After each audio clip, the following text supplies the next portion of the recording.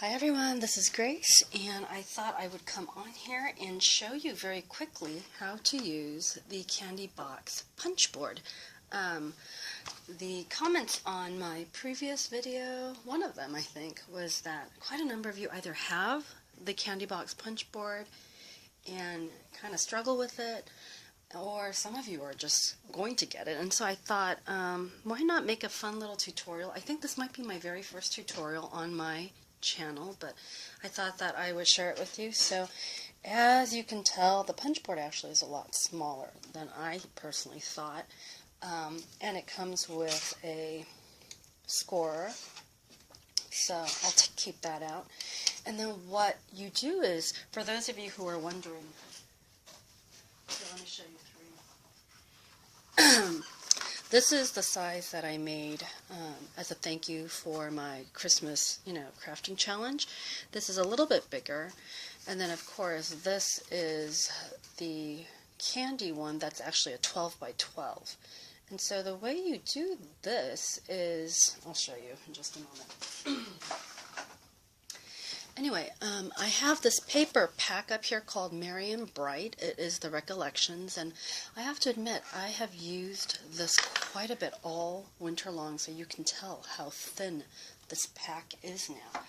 There are 48 sheets, and I think literally I have this many left. And the reason why I have so little is because I used them for Christmas, of course, but there are these foil red and white sheets, and so what I did was, in preparation for Valentine's Day, I know it's a little bit far ahead, but I thought that since I'm doing this tutorial, I might as well make some Valentine's candy boxes ahead of time, because I do like a little Valentine's treat for my little church youth kids. So anyway, so what I did was I took my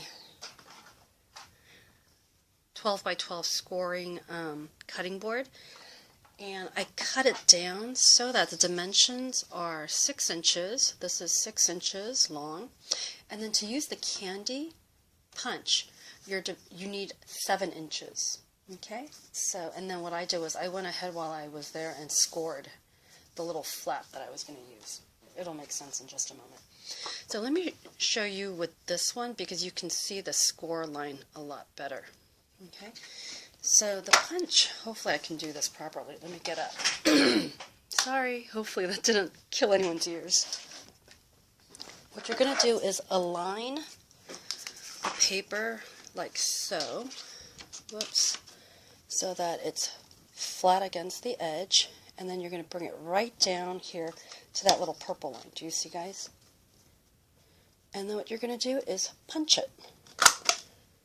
And then it'll give you this little thing, which you then just slide right on over. Make sure that that's snug against this, and then you're going to punch. Okay, of course you're going to be punching with this down, and I like how there's like a little rubber grip to make sure that things don't slip.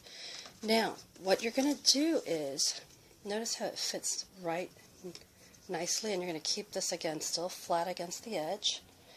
I usually punch, and then I score. Okay, so let me go ahead and do that.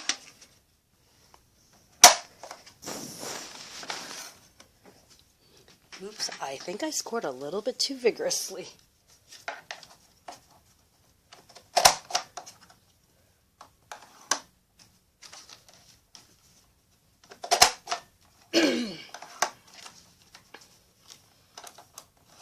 Whoops. Alright, hopefully you guys were able to see and my arm wasn't in the way of the camera, I hope. Now, what you're going to do is, if you were making it two-sided, you would just flip it over like this and repeat exactly the same. Doing it this way and then so on and so forth. However, I like, as I told you, I like having a flap so that it stands. And so what I did was, I used, I think, a little over 1.5 inches, and then I scored it down so that I could have a nice scored flap for the bottom. Now what you're going to do is take this, and then there's another little thing up here. And so since I usually put a little bit more than, 7, trust me, it's a lot easier when it's on the floor. And then you're going to slip these right here. Do you guys see? And then you're going to punch again. And then it creates this nice little notch. Okay? So let me quickly do this.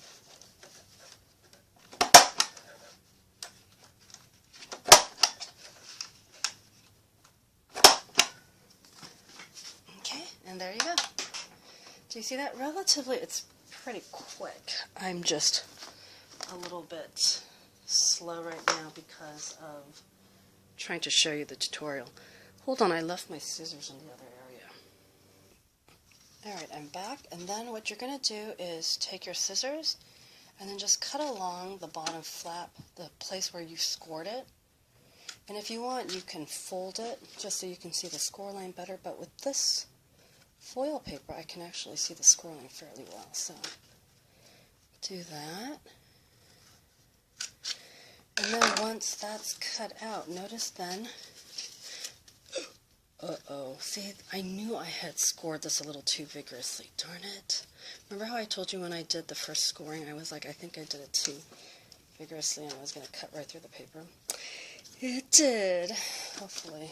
Anyway, so that's what's going to be the bottom. And then the rest, you just kind of fold the score area or the scored lines. And I know that you can use double-sided tape, but for these, I actually like using glue. It's one of the few times that I'll actually like using glue, so I may have to reinforce this a little bit. But what you're going to do then is put a little bit of glue here, which I have. So, and I just kind of dab it like this, like so, all the way down to here. And then easiest is just to lay it like this, bring this over, press it down a little bit, and then what I do is I fold it over like this so that this actually is edged out like that, and then I keep something heavy over this for a few hours until it's dry, and then when it's dry I pop it back just to make sure that the adhesion isn't sticking, like the glue hasn't stuck to the other side of the paper.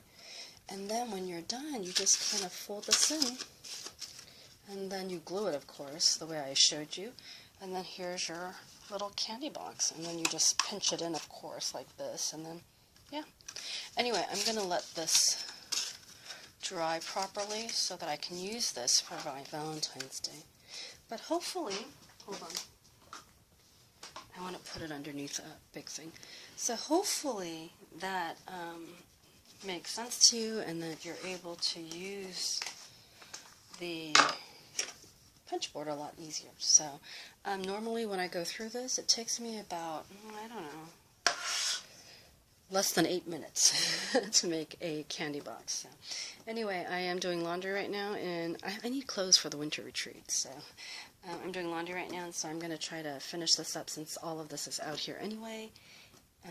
Before I put everything away. So anyway, I hope this helps for those of you who are struggling with the candy, box punch board.